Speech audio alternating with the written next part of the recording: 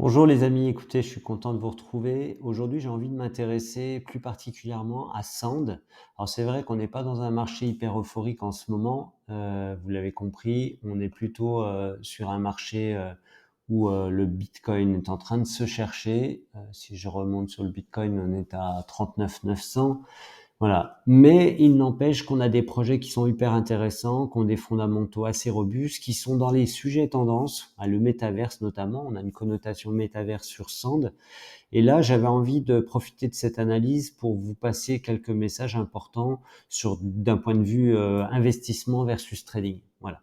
Et pour ça, j'ai besoin aussi de revenir un petit peu en arrière. Donc, on va retourner sur une vision, alors peut-être pas 5 ans, mais peut-être une année. 5 ans, on est pas mal. Voilà. Donc, alors c'est pas 5 ans puisque le projet a démarré en août 2020, donc ça fait pas 2 ans. Je voulais vous parler de cette période-là, parce qu'on a une ressemblance quand même entre cette période-là et son retracement, et cette période-là, son retracement.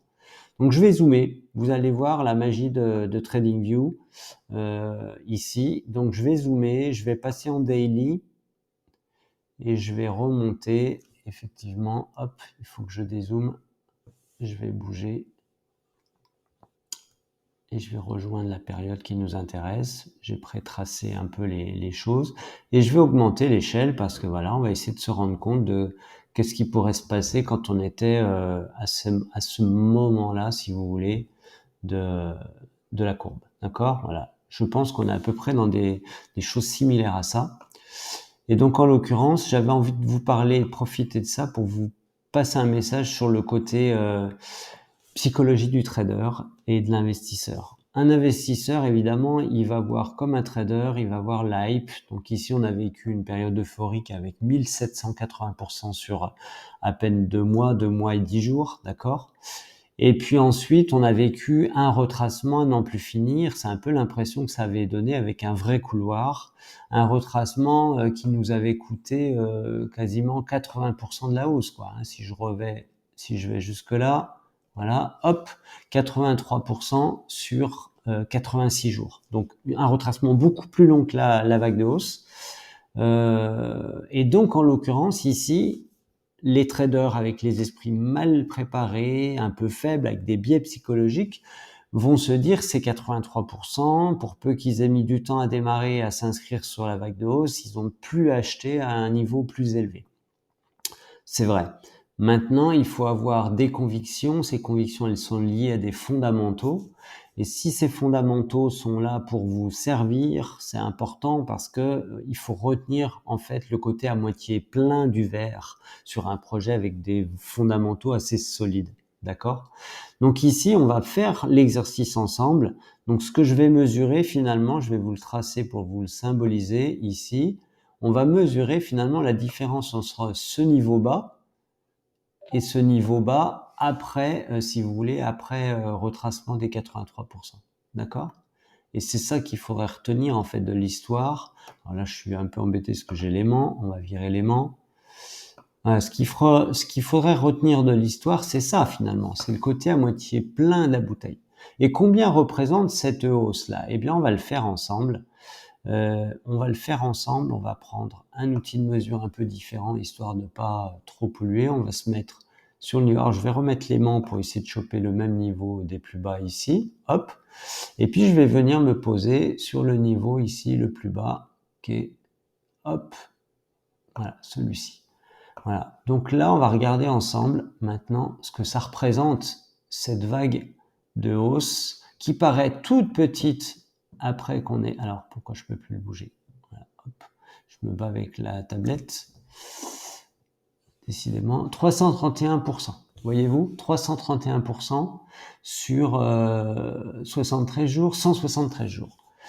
Donc, c'est-à-dire qu'en ayant patienté un peu moins de 8 mois, on a pu quand même capter 331% de hausse sur un projet en se disant que les fondamentaux sont solides et que potentiellement on a un vrai projet avec une vraie licorne derrière. Donc là, je vais supprimer ces graphiques. C'était vraiment pour vous montrer un petit peu quelle était l'importance du choix des projets. D'accord? Je vais virer ça aussi. Hop, on va faire supprime. Et puis, on va revenir à un projet avec du 1 an, peut-être du year to date, je ne sais pas si c'est bien comme ça. On va regarder, je vais dézoomer, puis on va regarder à nouveau la courbe. Voilà, d'accord? Donc voilà, ce qui est important de voir, c'est que ce que je viens de vous montrer à l'instant, ben je l'ai supprimé, c'est dommage, il était là, d'accord? C'était ici, voire ici d'ailleurs, je ne sais même plus. CTRL Y. Ah, CTRL Z.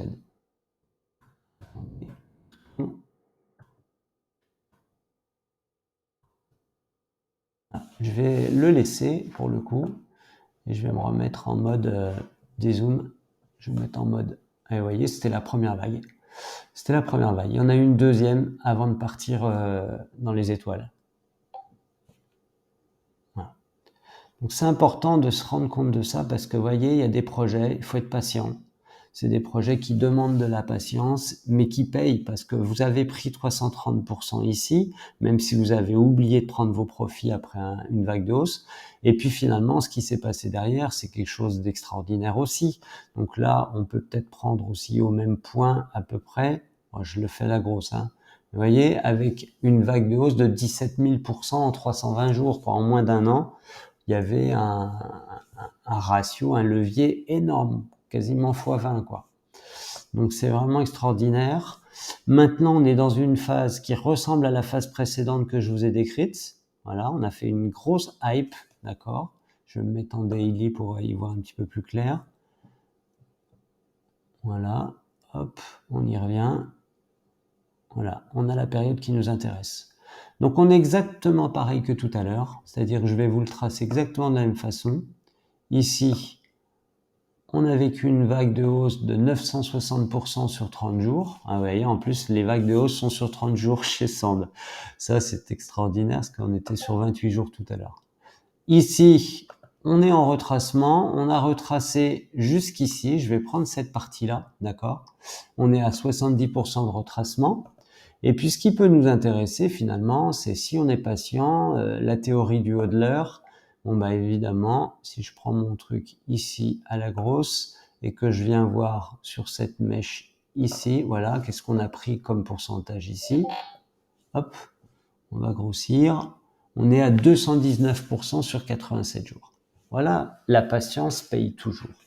Donc aujourd'hui, on est plutôt sur un rebond technique qui s'est passé ici. On est remonté, on est en train de retracer à nouveau.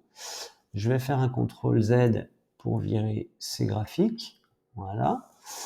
Et puis, on va regarder ce qui nous intéresse au bout. Donc là, ce qui est intéressant quand même, et là, c'est la réflexion que j'avais avec moi-même, c'est qu'on avait un ATH qui a été marqué à 8,50, quasiment à 8,49.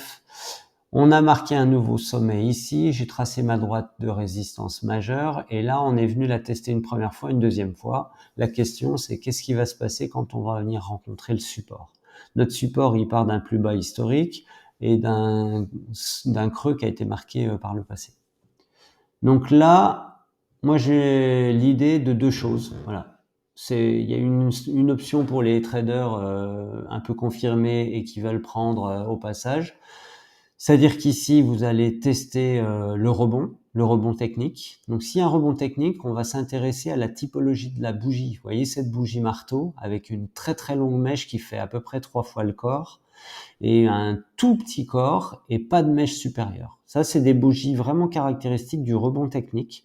Donc moi, je m'attends à surveiller la bougie et voir comment on va aller mècher, si on mèchera ou pas, ou est-ce qu'on va traverser pour aller plus bas. Ça, je n'en sais rien pour l'instant.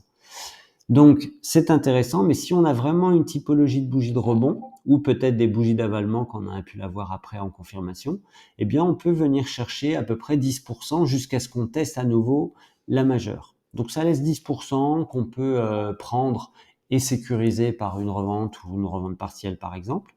Et ensuite, la question, ça va être de savoir au niveau du test de la majeure, est-ce qu'on va la traverser ou pas? Si on la traverse, potentiellement, je vous les ai tracés tout à l'heure pour gagner un petit peu de temps, potentiellement, on va pouvoir venir chercher les 50 à 61% de Fibonacci en extension. Donc, on voit que ça correspondra plus ou moins au niveau du dernier sommet ici. Et puis, si on venait à l'enfoncer, on irait potentiellement aller chercher les 100%, voire les 127%.